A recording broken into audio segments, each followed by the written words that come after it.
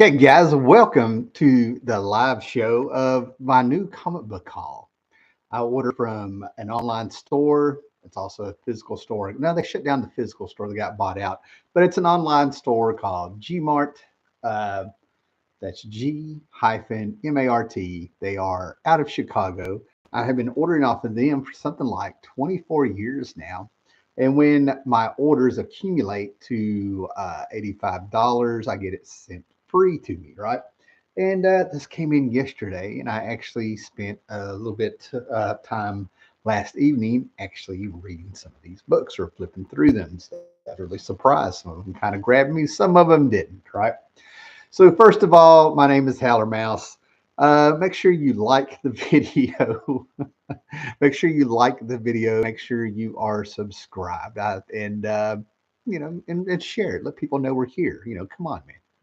And make sure you comment, man. I'm getting used to the YouTube live here.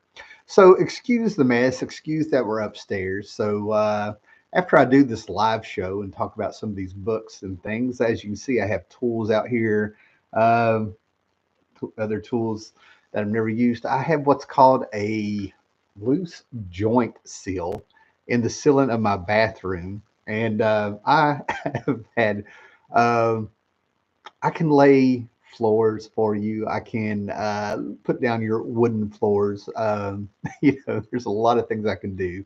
I can paint a room like nobody's business. I can work on your car a little bit, but when it comes to drywall and plumbing, I am out of my element. So that's what I'm going to be doing after this. So yeah, so some of you guys out there with me saying that, don't ask for my man card. I'm not going to give it up. We'll see what happens, right? Now, some of the books that I've gotten in this order that's come in really has me evaluating, do I want to keep collecting comics? I'm not talking about getting rid of what I have. I'm talking about buying the newer stuff because there is very little in this accumulation of newer books that is actually new. It's things that I'm getting for convenience. It's things that I'm getting because of it is nostalgia, and I still love some of these stories. And it really blows my mind that we are getting high quality bougie um, reprints, and they're being labeled facsimile editions and foil variants, and letting people experience that again after we've had like the last 10 years of people not wanting a seasoned collectors who are over 40 and stuff, and yet they are coming out with tons of facsimile editions, dollar comics, um, variants and foil variants and treasury editions. There we go. The cats are glad to see me. I came back there. So it kind of blows my mind that after saying all that, we are getting tons of this stuff. And it seems like a few weeks ago, I actually saw um, a news article. I think it was Bleeding Cool talking about over the summer, maybe July or something. There's 13 facsimile editions supposedly going to be coming out. All right, comic collector is here. How are you? And John Jones is here. The stream feels illegal. It's Tuesday. Yeah, yeah. We there's still a little bit of danger here. There's still some punk roots here and stuff, right? So going with what I have here, the first thing I'm going to kind of show because I want to show my box. First of all, let me show you one short box here, right? This short box is a lot of my Titan stuff from the 60s to the Tales of Teen Titans that were on the newsstand. And then I have another box where it's Baxter series and up and everything, right? And I'm a huge George Perez fan. And I will pull out these books. As you can see, I got to pull them down off of a shelf. And I'm getting at the point that when I get to sit down and read, I really do end up reading some of the same things over and over. Just to, the Judas contract, as you can see, just to kind of show off what I found in a dollar box years ago. That first appearance of Nightwing, if you will, in there. So that's that. And it comes down to pulling this down, going through those books, messing with some of the keys. And one of the things that I have learned, if you are a George Perez fan, but I think George Perez became the superstar George Perez after two issues of Chuck Patton doing two issues of the Teen Titans. I think all of a sudden Perez came back with issue 38, Who's Donna Troy, and art wise, this is when we got our George Perez, the superstar, if you will. Um, but anyway, so you can see that. So that's what I've been doing with my collection. But I thought this was going to be a hardback when I got this, right? So what we have here is Teen Titans, the Judas contract. I'm gonna go ahead and tell you with the trades that are coming out. I ordered the Cosmic Odyssey that's going to be out in a few months. I'm really not digging these covers. You know, this is very. I'm cool with this, but you know, this right here, the title and how they've got this laid out, not a fan, right? And I thought this was going to be hardback, so I'm assuming probably there's probably going to be a hardback in a few months, right? But this is a great collection. This is the one that I ended up going all the way through this book last night. I've read this story so many times and these issues that yeah, I kind of flipped through it through the whole. I looked up, it was like 10 after 10 all of a sudden. You know what I mean? Like I got carried away. But what is great about this collection is we get a bit more than in previous trades of the Judas contract, considered one of the greatest comics stories of all time and the ultimate Teen Titan story. This one we get, this is the DC Finest collection, if you will, right? We get the Teen Titans, the new Teen Titans, issue 33 to 40, right? And then it becomes the new Teen Titans, and we get 41 to 47. So right there, that's 14 issues. Then we get New Teen Titans Annual number 2, which is the first appearance of the Vigilante. That's 15, if you follow me. And then we get the Tales of Teen Titans Annual number 4, Action Comics 546. I have it as that's Gil Kane drawing the Titans teaming up with Superman because Barbara Wolfman was writing Action Comics at the time. The crossover issue with Batman the Outsiders number 5, Vigilante number 3. And if you watch this channel a couple months ago, I whipped out a World's Finest Comics 300 from the early 80s. If you people remember World's Finest, that was the Superman Batman team up title every month. And in issue 300, it had, I don't know, 5 pages by George Perez of the Titans mixed in there that had never been reprinted before. Well, it's all in here. So you get a hefty amount of comics. Now, I got this 35% off for pre-ordering it. So regular it is $40. And like I said, I think it was probably the price. It was my fault for not reading all the way through. I thought it was going to be hardback. It is a nice little soft cover edition. Page quality is actually pretty good. We'll see if this yellows over the years. But yeah, this is something I can put on my shelf so I don't have to get that long box down anymore. Okay. Oh man, all kinds of comments. Cayman X, the best Titans runs. Absolutely. I dodged it for years because everybody was a fan. Um, but around issue, what they were in space, issue 25, maybe 24, 25, I saw a splash page in a Walden Books in, I think, 1982. And it had the Justice League and the Titans walking down the hallway of a, thought they were in a spaceship because you could see space. And they had two guys were carrying Cyborg of the heroes there because his feet had been blown off. And he was all like, oh man, it just reminds me that I'm not all human. And I hated that crying of whiny shit when I was a kid. Anyway, but luckily I stuck around there off and on throughout it, at least through the 30s and stuff, right? John Jones, I'm starting to get into Titans. I did start the Jeff Johns run first, but got to get to the 80s stuff. Uh, Absolutely, John Jones. That's the Jeff Johns stuff is not bad, but it does harken back to a few things. He really, I think he really, Jeff Johns really got his got. Listen to me. Um, I don't know. He really took off with the book around, I don't know, issue 16 or 17. There was a Legion crossover, and then we got the Titans of Tomorrow, and then we went into Infinity Crisis, and he got to play around with Superboy and his heritage of Lex Luthor and Superman, if you get what I'm saying.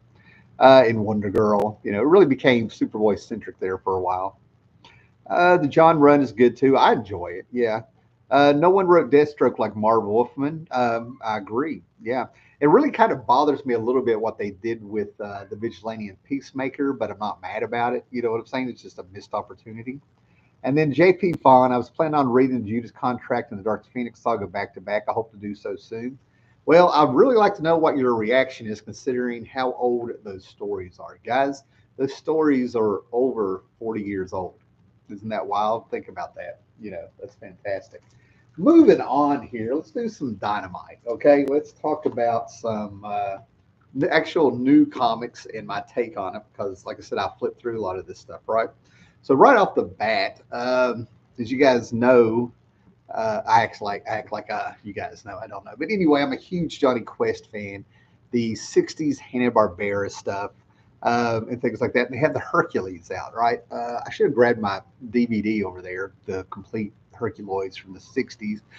There was I don't know what was called, the All Stars show, some all Hanna Barbera All Stars or something like that, around 1980, where we got new episodes of the Herculoids and Space Ghost and God, the three kids that, well, teens that ran around on their space bikes with their funky helmets and stuff, all kinds of stuff like that, right? Guy ran around with three dogs out in space, that kind of thing, right? So anyway, I love this stuff, right? So here's what's amazing. Herculoids, this is number one. I think this is cover E with Mike Mignola. Man, I had plenty of light here when I started. I hope it's showing up. Anyway, Herculoids, of course, I've got that. And then I could not wait. So I got this Virgin variant for a steal on eBay as a pre order, right? Now, when I put these in my CLZ app last night and I looked at this and I looked at the Johnny Quest stuff, the Herculoids with all the variant covers and all the way up to like issue 4 or 5, which is not out at the time of this recording, the preparing 99 issues, 99 comics. They have so many variants with those first 5 issues or whatever it was, 99. And I think maybe it was Johnny Quest that was 99, but one of these was like 89 and one was 99 comics. And these things aren't even past issue 5. Okay. But anyway, I went ahead and this Virgin variant, if it's showing up, and I went ahead and I ended up flipping through this, and I probably read every other page as I could. And I got to tell you, I think it was a missed opportunity. I totally get that this is through Dynamite Comics, and they were going for tone and licensing and what they were going. But this was a story to kind of introduce all of the characters, and it was a little on the nose. You know what I mean? The structure of their story writing. Basically, the story could have took place in 2 pages. 2 pages, and it was just sort of drawn out. I mean, they actually have everybody kind of, there's 2, 3 pages where everybody kind of shows up and their name is yelled out loud. So you do readers will know who these Herculoids are and stuff, right? And I'm actually going to show you that because I was just sitting there shaking my head. And you got to understand, I get that they're going for, I totally get the artwork in it. I'm not happy with it at all. It's very thin. Colors are not real dynamic. I mean, this makes me want to go ahead and do my own comic if this is the things that we can do here, right? But oh man, so let me find those pages. But this is what I'm talking about. It's Tundro. It's Zoc. Yeah, they get page after page of them just showing up on cue, and they get their name yelled out. It just blows my mind. It is Dordo. It is, Gleep and Gloop. Yeah. So, yeah, that first issue I kind of think is a waste. I really do. Unless you've never ever seen or, saw the Herculoids. But my goodness, I was really like, okay, I got to remember this is probably geared towards a younger audience. No problem. But then we go with Johnny Quest, and Johnny Quest nut that I am. Johnny Quest, when I was about 5, going to 1978, we had Saturday mornings. Saturday mornings were ours as kids. In my trailer, I would wake up at 6 in the morning, no alarm. I would just wake up, and I would belly crawl down the hallway so I didn't wake up anybody. The parents had the oh my goodness, how did it work out? Anyway, it was better to belly crawl so I didn't wake anybody up and everything like that. And I would go in there and turn on the TV. And before we got those 3 stations, ABC, CBS, and NBC, the main stations of cartoons that started at 8, from 6 o'clock to up until 8, you got syndication. And then there'll be some syndication later on in the day, right? And you would have Battle of the Planets and Johnny Quest. Dr. Snuggles, if you know about that one. And I was an absolute Johnny Quest nut, and I still am to this day. Lo and behold, I come to find out as I get older that many of the things I love had connections to comics. And Doug Wadley was the creator of Johnny Quest and things, and the animation style of the show was based on his work and everything like that. So anyway, as we go over the years, I have a complete Kamiko set. From the 80s and one shots, a little bit of the 90s, the real adventures of Johnny Quest. I actually keep it over here by the couch. I'm kind of going through that and future quests and all the stuff that DC did, everything that I can grab of it. And then we're here. And in this one, we are in issue 4. These have multiple covers. And number 5, did I get to? Yeah, 4 and 5. Jay Lee covers also. So all of these have multiple covers as well. And this is Joe Casey, a famous comic book artist or writer, excuse me, who has put out some very cool stuff over the years, taken on Johnny Quest. So now I have the first 5 issues to sit down properly and read in a big chunk to see what I want. I read the first issue, and automatically it was a time travel story where a young Johnny got to meet an adult Johnny, and I'm just sort of like, oh my God, they're going full Venture Brothers, man. They're going full Venture Brothers is what it felt like. What do we got here? Cayman X, hot take, when not written by Wolfman and not in the Titans. I'm not that interested in Deathstroke. Um, the only other time I've really been interested in Deathstroke, to be honest, was when he popped up in, oh my God, what was it? Identity Crisis, and he finally took on the Justice League. That was a cool issue. Cayman X, I feel like most people don't quite get them. They don't get them right, that is. The Comic Collector, I'm a big Deathstroke fan. He has some good stuff outside of Titans. Yeah, Cayman X, out of what I've read, I like the old Volume 1 Deathstroke comic run. Cayman X, just like later choices with the character, I wasn't a fan.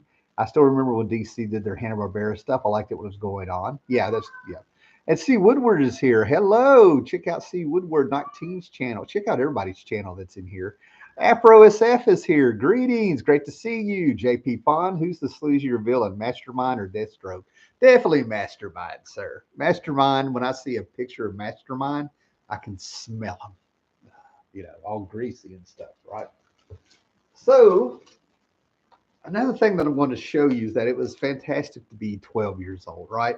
I did a live show a couple months ago because this is the 40th anniversary of Crisis on Infinite Earths, right? And as part of that, they are putting out the series monthly like it did when it came out. And one of the things I have to explain to younger readers, seasoned readers, people who weren't around the 80s, things like that, even readers who probably came out after the 90s, is that you cannot sit down and read all 12 issues of Crisis on Infinite Earths at once. It's not going to flow. First of all, it's, in my opinion, it's in 3 parts with an interlude. Issues 1 through 4, 5 through 8. Number 9, with all the villains, I'll show it to you in a minute, is an interlude. And then 10, 11, and 12 is the end, right? And I have been getting the full variants. I still have the same ones I bought when I was 11 and 12 years old, beat up, read every month.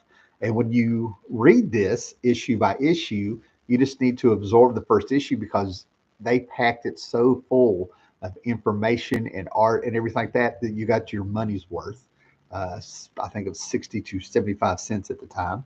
And you got to read it 2-3 times before the next issue came out. That's how you were able to absorb it and keep up with what was going on. And I felt so validated for being a DC guy in a Marvel world where when you traded comics, it was always 2 DCs for 1 Marvel if you want to do it. So these are the issues that have come out since I got my last G-MART shipment here. Crisis number 8, the foil variant. They hit us with Flash dying. And if you watch any of my videos and live shows where I talk about Crisis, Flash had to die because Flash started in 1958 and he brought back the superheroes, if you will. I mean, they were dead. He started it. It took a little while, led to Justice League and blowing up and everything like that. So, of course, he had to die in 1985 because he started all this. So that was that 1958. I hope I'm getting it right. Is it 56? 1956, 58? Anyway, DC Showcase number 4, all the way up to Crisis. That's the DC universe in their eyes, right? The full variant. Oh, where did it go? Here's number 8. Yeah, this was a 1-2 punch. They just killed Supergirl in issue 7. So you didn't see the death of another major player the next issue. And every issue lets you know that the stakes were high. That's why Crisis works. Issue number 9, one of my favorite issues, covers, George Perez work. We just get an issue that Marv didn't know he was going to put in this. Marv Wolfman didn't plan on going in this, where we see the villains have their day. All right. And I'm a villains guy. I will read more about the villains than I will the heroes any other day. Number 10 and number 11. And what's funny about number 11 is, as I said, I was 12 years old. And this came out around October, okay, when I was a kid. And I had a neighbor in the apartment complex I lived in across the road who had a crush on me, and I was oblivious because I was 12. And my mother all of a sudden said, "We're going to go run around for Halloween." My mother and my parents never did anything, took me out anywhere, but a handful of times. And I was like, "What is up with this?" And it turns out we were running around because this little girl liked me, had my little sister and all this stuff. We stopped at Red Inn and bought this. And then we went to a McDonald's, and I'm reading it while everybody is talking and all this stuff's going around on Halloween. And my mom like elbows me and looks at the little girl, and I went, "Leave me alone. I'm reading." So yeah. So yeah, there's Crisis on Infinite Earths, right? Right. I keep a beat up trade I found in an antique shop for $1 on a shelf right behind this couch. I still read it routinely. It's just great stuff. And this is what I'm talking about. I'm buying stuff that I already have, or we're getting facsimile editions and things like that. But as you can see, I have my reasons for buying them. What is this? Cayman X, Doug Wadley, Alex Toth, Ed Benedict, some great legends at Hanna-Barbera. Yeah, absolutely. Hey, the Geeky Puppet Show. How are you? The reprint foil variants. Yes. And spoilers. I spoiled a 40-year story, man. I'm so sorry. Okay. Cayman X, Frankenstein Jr. and the Impossibles were some of my favorite Hanna-Barbera shows. Absolutely. Foil facsimiles are expensive. I get them 35% off for redoing them. I'm not buying that many comics, right? Now we go back to something else here, right? And we're just moving right along, right? So back in the day, for you guys that don't know, is that there was a magazine that started in the late 70s for Marvel, and it was called the Marvel Super Special. And the first issue was Kiss, the Kiss magazine. And this thing went up and through the 80s and stuff. And you would get in this, you would end up getting movie adaptations, okay? Empire Strikes Back, Return of the Jedi, Blade Runner, Indiana Jones and the Temple of Doom. I had the Indiana Jones stuff, the Return of the Jedi, and I would read them until they disintegrated, okay? The only one I really want to get again is Labyrinth and stuff, right? And this was it. It needs a new bag. Now, what they would normally do, Last Starfighter and things like that, is that they would take this magazine, and maybe a couple months later, like in Dune and stuff like that, you would end up getting it broke down into a minimum of 2 issues. Dark Crystal had 2 comic book issues that was based on this art. Now, as I get this out of here, okay, see if this thing disintegrates or not. These magazines were fantastic, and this one came with a poster of our Gelflings. And this was just the bomb back in the day because, Dark Crystal came out in 1982, and we had excellent colors, breeding art. This stuff is just amazing, and you would get like things from the movie. You guys, younger people, listen to me like I'm ancient. Pre-internet days and things like that. This was just fascinating. You would read it over and over. This probably may be one of the reasons I absolutely love the movie, because I didn't know that a lot of the movies I loved from '82 completely flopped. You get a lot of stuff from it. And then these things were made before the movie came out. And sometimes they would come out before the movie, they'd be spoiled, or they would make changes to the movie, and you would end up seeing the original script. Things like Return of the Jedi was going to be Revenge of the Jedi. And you can still find some epic illustrated magazines and things like that that have the original title to that movie. And then the Blade Runner one I have two or three of the Blade Runner. For some reason, it's comic book size.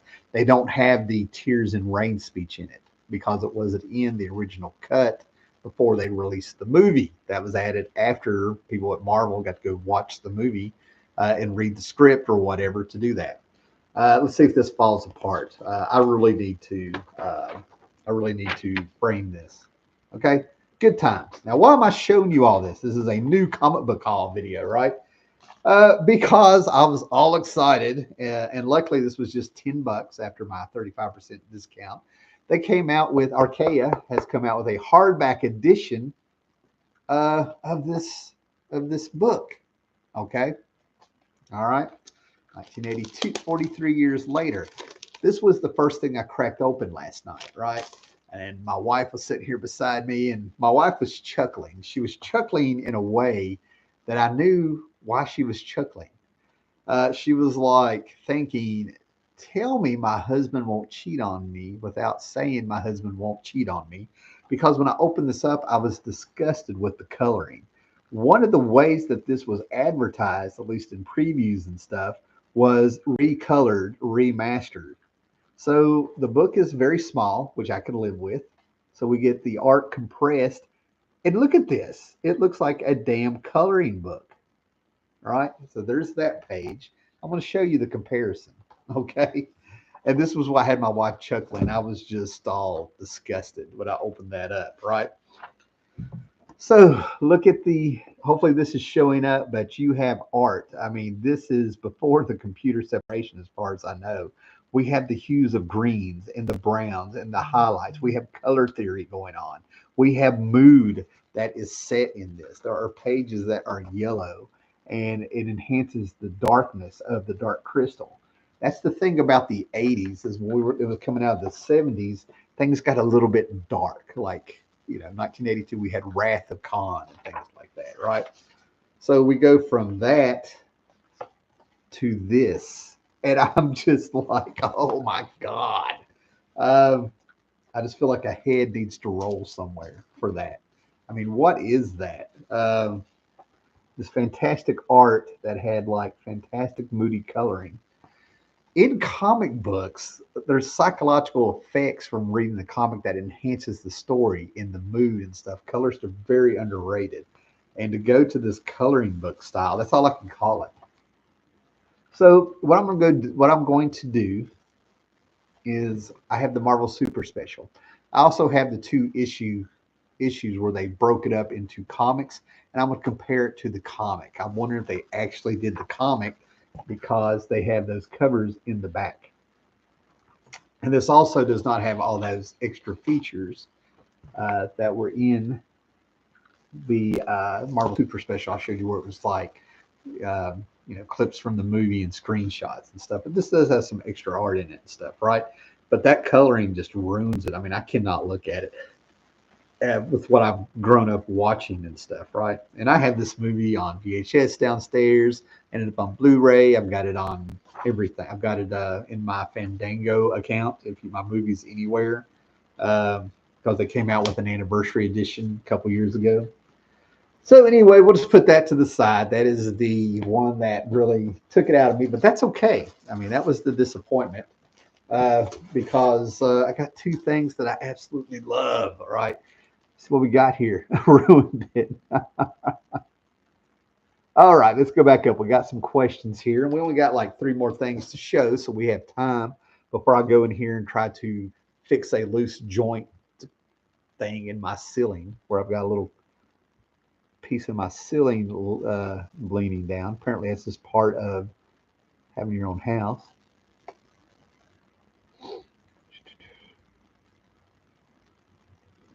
Okay, coming down. There we go. Okay, I still don't know why Raven was not involved in Crossing Infinite Earths. Do you know why Raven wasn't involved?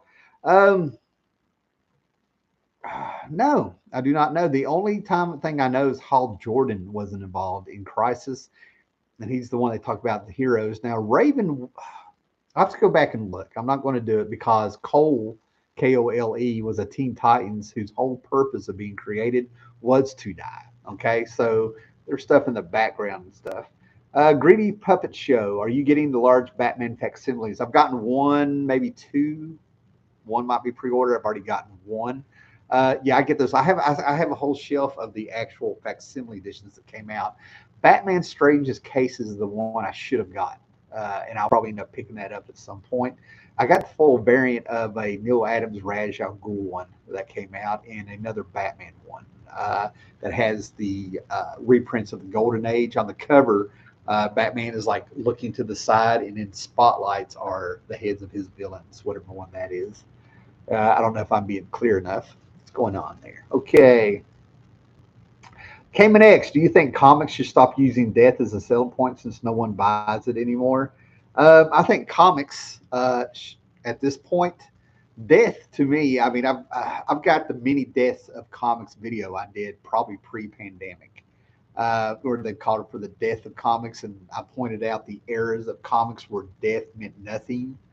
Uh, Basically, with the return of Jean Grey all the way up to Infinity Gauntlet, where we had half the Marvel Universe die and it was just brought back. So death means nothing in comics, but I'm one of those people is not an old man yelling at clouds. It's they need to do something.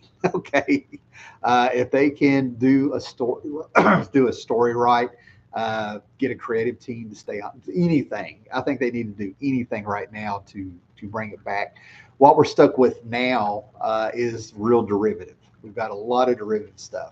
The day that they made Elektra Daredevil and had Daredevil in a jail and allowed to wearing his mask in it, that should be everybody's wake up call. Like that. That's Oh, we can believe a man can fly. We can believe bullets can bounce off of him, but I refuse to believe in a justice system that will let you keep your secret identity and just assume that you're the person that did the crimes they want to, lock you up for without checking to see who you are.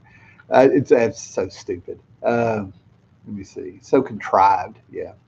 So yeah, anything's better than a lot of what they're doing now. Is my point. Art like that in comics is missed. Yep, absolutely. Comics should be using their interior artists doing the cover to sell the book. I hate clickbait covers. Yeah, it used to be every now and then not a big deal. Okay, Gil Kane did tons of covers back in the day, for example.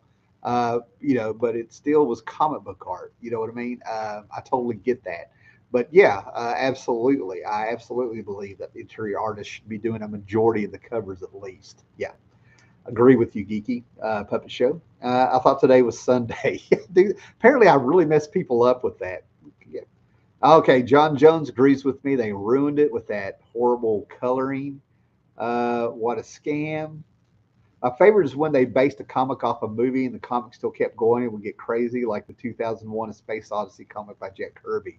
Yeah, absolutely. That and a lot of that stuff cannot be reprinted because it's still a licensed property, which is, what's up.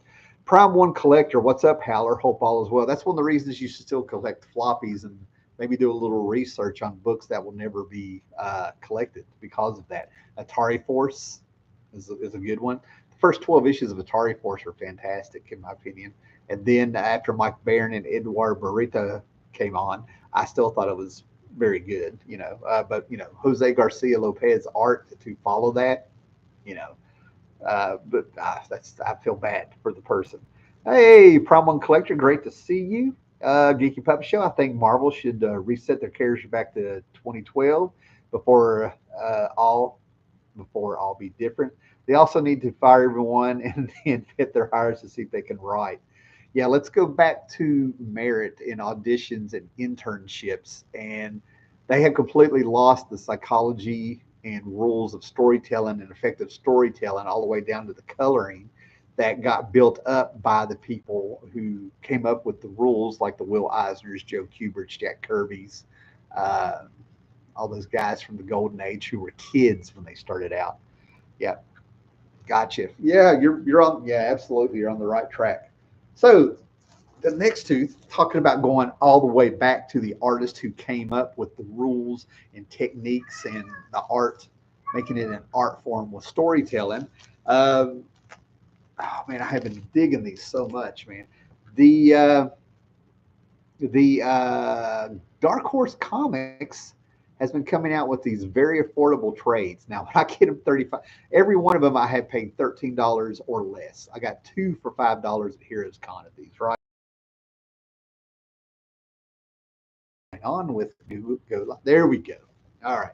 But Dark Horse Comics is in the midst of collecting all the EC comics and putting them out. EC comics of the 50s, if you will, right? Tales from the Crypt, Haunt of Fear, shocking suspense stories, weird science, weird science fantasy. They've been putting these out, and you get about 6 issues per trade with forwards by some great people there, that talked about EC Comics at the time. And little extras in there like Ray Bradbury letters talking about he loves EC Comics. You guys kind of forgot to send me my check for my using my story. I'm sure it's an oversight and things like that, right? A little bit of history, right? So the 5th volume of Haunt of Fear, this is it. Now, when it comes to Tales, you can go to Wikipedia, all right, and you can look up Tales of the Crypt, the HBO show that came out late 80s into the mid 90s. I have a full set on DVD back there in the bedroom closet. I keep with a lot of a lot of horror anthology series and stuff, right? And if you go to Wikipedia and look up the episode list and guide, it tells you the exact issues of EC Comics that inspired each story. And a lot of them that I remember were from the Haunt of Fear, I think, and things like that. Tales from the Crypt and things. But these right here are just amazing, right? To me, when I think of like what is the epitome of a comic, my mind goes to the Wally Woods, Al Williamson, Frank Frazetta, Jack Davis, all these Joe Orlando, all these guys that did these EC comics and stuff, right? And I'll go ahead and tell you, I'm very forgiving because it was the 50s, and each story. And when it comes to the art, almost every story is freaking dead on. Okay, art wise, does not get any better. I've yet to find a story that is drawn poorly. When it comes to the actual story, it gets a little bit formulaic, a little bit lazy, just to try to get to the end. And then you have some of these, then you'll have one that just blows you away and it's a classic, what I'm saying. But when it comes to the stuff like this with the horror stories, they keep on with the morality. You know what I mean? At the end of it, somebody has something done bad to them because they were immoral. You know what I mean? There's a little bit of a lesson in there and things like that, right? So I'm absolutely digging these, right? So yeah, Weird Science Volume 4. This is right when it turned into Weird Science Fantasy towards the end of the run of the series. These are just fantastic. Now, they have, to me, the better artist doing the science fiction stuff, but by no means is that to say that the horror stuff is lacking in the art. It's not, but they do some very cool things with these. I absolutely, like I said, at Heroes Con, I got sold 2 for $5, and that got me started on these. Just some fantastic stuff. They are recolored, and they actually take the classic panels and they blow them up for you, and you can just study all the blacks they've thrown in here. This is the stuff that inspired Bernie Wrightson, which led to Swamp Thing, Eric Powell, which led to the Goon, a lot of stuff that he does. This stuff is still influential, if you will, and that has been the stuff making me very happy. All right. I'm squashing stuff over here, just throwing it around here and stuff, right? Okay, so what do we got here?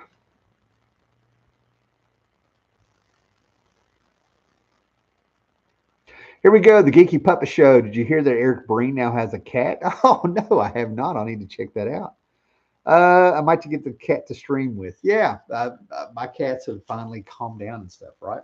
So, personally, for me, I often have been amazed with how people who I've never met, yet I grew up with, when they pass away, it can affect me more than people I went to school with who have passed away and stuff, right? And that's very odd to me. Like, I admit how odd it is. You know what I mean? Like, it really blows my mind. when Charles Schultz in I think it was year 2000 did that last Peanut story. He ended up dying a few days later. Christopher Reeve, his death bothered me. Mr. Rogers, and then Alex Toth. When I found out I do believe Alex Toth was the artist who actually died at his board, as I remember being told, at his drawing board. And then we had George Perez, who I actually met, Joe Sennett, who I actually met, and things like that. George really affected me knowing that he's going to pass away. And then I finally got to meet Keith Giffen, and that was just you talk about a bucket list thing. He was exactly like one of his characters out of his books and stuff, right? So, they pass away, and it kind of really bothers me and things like that, right? But Back Issue Magazine has finally come out with I think this came out probably back in December. It took me a while to get it right. But we have the Keith Giffen tribute issue where they kind of talk about his career. They pull some old interviews that he's done over the years through Tomorrow Studios, going back to like 2002, I think. 10 best comics, I think, that he has in here, and things I went through here. And it was really wild because a lot of that I was able to kind of skim through this. I already knew a lot of this information in his interviews and things. And actually, there's a few places I could have added a few things, just from years of following Keith Giffen. So yeah, yeah, this was very cathartic to just kind of go through and at least hear what people said and all the, if there's anything that's going to be memorialized, this is probably it for Keith. And for you guys that don't know, I still have the screenshots where I had him on Facebook. He made a joke, when he knew he was dying, the day that he died. He got on social media and he said, "I told him I was sick. Anything not to go to New York Comic Con. Keith Giffen, 19 to 2023 or 24, whenever he passed away." Yeah, he made a joke right before he died on his social media. And I was like, yeah, so that was Keith, right? So it just really blows my mind how I can blow up this. When it came to when I was going to meet Keith Giffen, my mind went straight to, yeah, I'm going to get my Justice League issues and stuff. I have him sign those. And then I went through my books and my boxes. And I ended up making a mess because I did not realize what all I had of Keith Giffen. Claw the Unconquered, Defenders, New Universe, a few issues of New Universe stuff, right? Thunderbolts, excuse me, Thunder Agents, Action Comics, Ambush Bug, DC Comics Presents, Legion 89, Legion of Superheroes, and it just goes on and on. Punks from Valiant Comics, a few of those. Video Jack from Epic line of comics in the 80s and stuff, right? So when I met him and I'd left the mess in my comic book room to go to Kiro's Con, because I didn't pull this stuff out until maybe a day or two before I left, my first words to Keith Giffen as I walked up to his table was, "Giffen, you caused me a lot of problems," and he was not surprised.